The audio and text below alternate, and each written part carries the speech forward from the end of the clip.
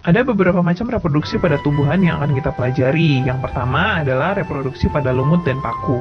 Lumut dan paku mengalami metagenesis, jadi ada dua macam reproduksi, yaitu vegetatif dan generatif. Secara vegetatif, lumut dan paku menghasilkan spora, sedangkan untuk reproduksi generatif menghasilkan gamet. Selanjutnya, reproduksi pada tumbuhan berbiji. Tumbuhan berbiji melakukan reproduksi secara generatif maupun vegetatif. Untuk reproduksi generatif, pada tumbuhan Angiospermae terjadi pembuahan ganda, yaitu inti generatif 1 membuahi ovum akan membentuk zigot dan inti kandung lembaga sekunder dibuahi oleh inti generatif 2 menghasilkan endosperm. Sementara pada tumbuhan berbiji terbuka, setiap strobilus hanya memiliki satu kelamin dan pembuahan yang berlangsung tunggal. Berdasarkan asal serbuk sarinya, penyerbukan ada 4 tipe. Yang pertama adalah penyerbukan sendiri atau autogami, berarti penyerbukan terjadi dalam satu bunga. Penyerbukan tetangga atau getonogami berlangsung antara dua bunga yang masih berada dalam satu tanaman. Kemudian penyerbukan sila yang terjadi antara dua bunga yang berbeda tanaman tapi masih satu jenis, dan penyerbukan bastar yang terjadi antara dua bunga berbeda jenis.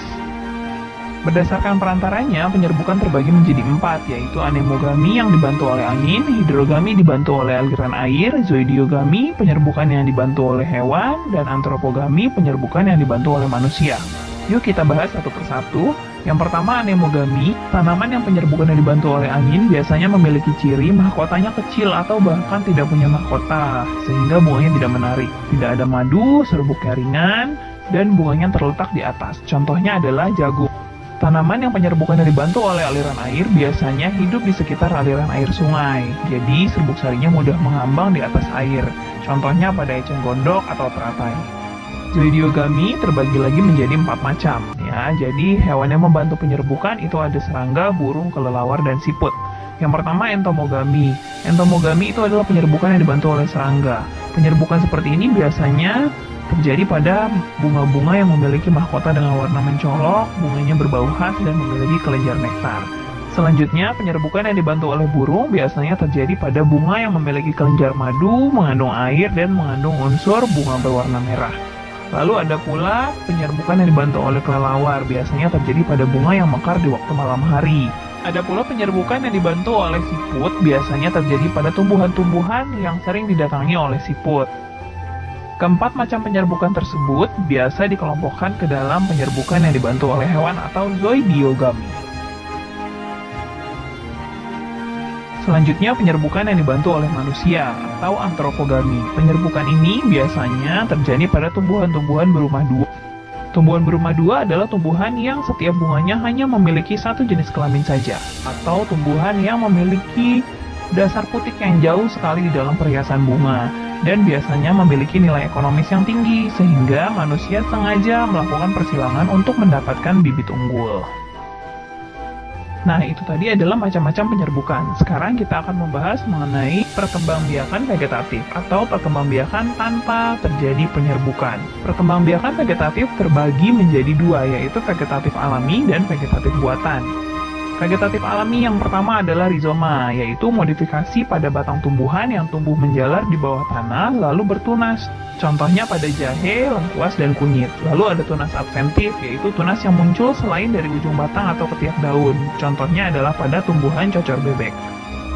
Berikutnya adalah perkembangbiakan vegetatif alami yang terjadi pada umbi-umbian. Terbagi menjadi yang pertama, umbi lapis. Umbi lapis adalah perkembangbiakan umbi yang terbentuk dari tumpukan daun yang rapat, contohnya bawang merah. Lalu ada umbi batang, yaitu batang yang tumbuh di dalam tanah dan berisi cadangan makanan, contohnya kentang.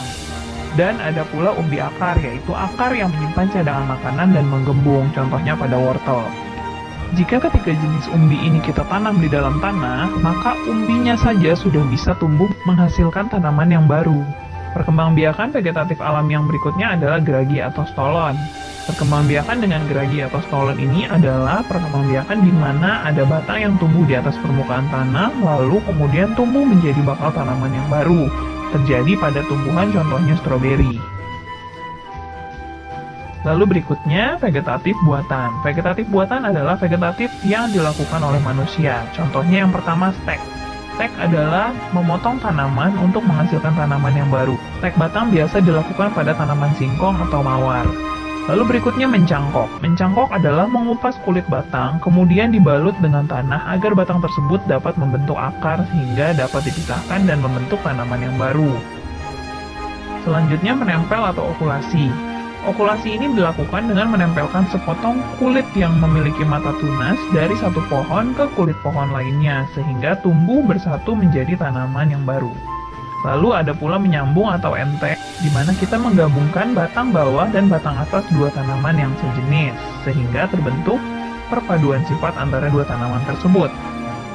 Yang terakhir adalah merunduk, di mana kita melakukan proses perundukan atau kita merundukkan batang tanaman yang panjang lalu menimbunnya dengan tanah agar tumbuh menjadi individu yang baru.